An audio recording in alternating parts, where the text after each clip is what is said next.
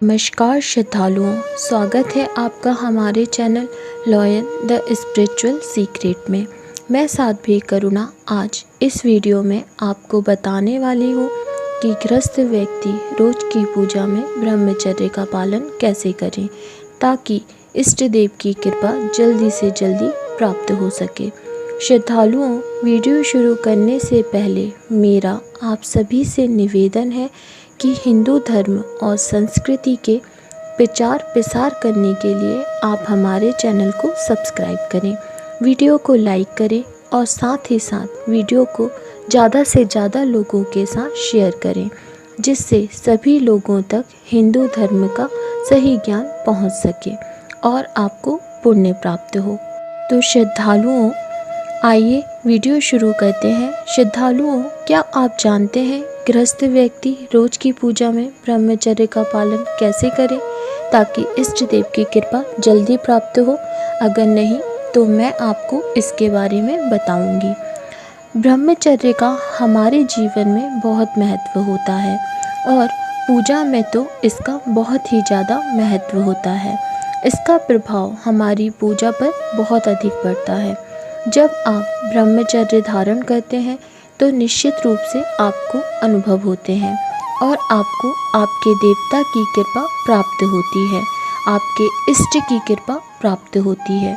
लेकिन गृहस्थ जीवन में ब्रह्मचर्य कैसे धारण करना है, इसके बारे में आज मैं आपको बताने जा रही हूँ, तो ध्यानपूर्वक सुनिएगा।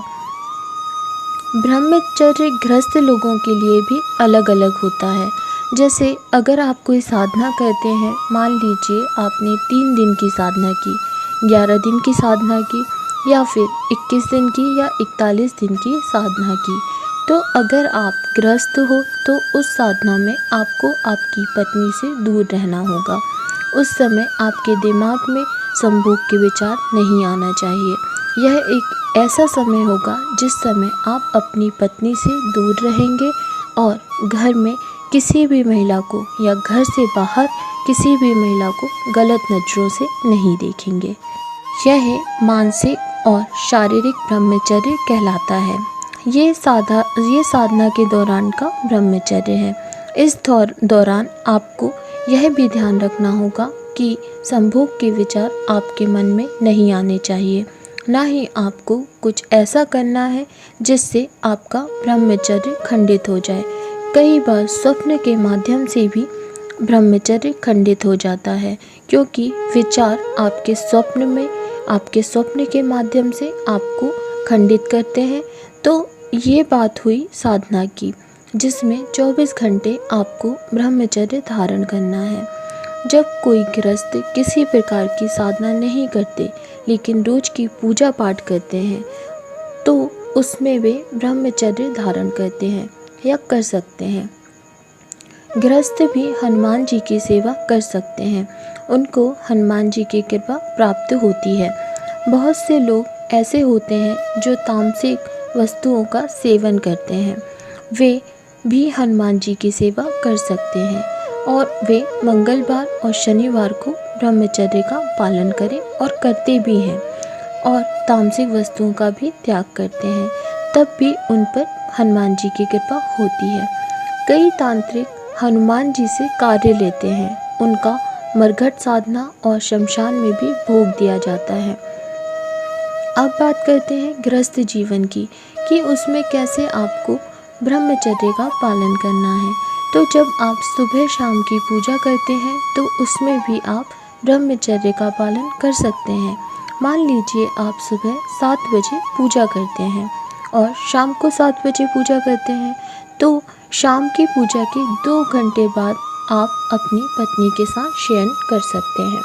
पूजा के 2 घंटे तक आपको ब्रह्मचर्य का पालन करना होता है और सुबह 7 बजे की पूजा के समय से शाम के 7 बजे की पूजा के बीच के समय में आपको अपनी पत्नी के साथ शयन नहीं करना और सुबह की पूजा के 2 घंटे पहले से ही ब्रह्मचर्य का पालन करना है।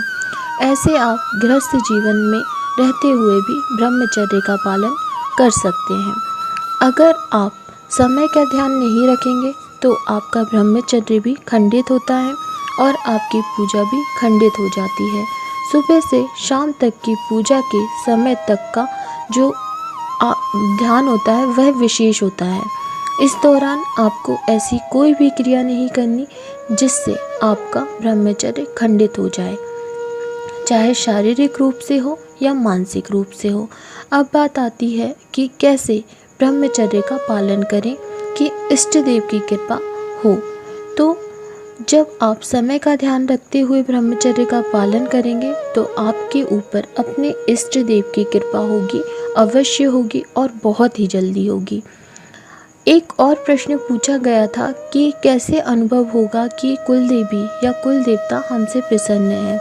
तो कुलदेवी हो या कुल देवता या पितृ, जब ये प्रसन्न होते हैं तो आपको अपने घर की स्थिति से इसका अनुभव हो जाता है।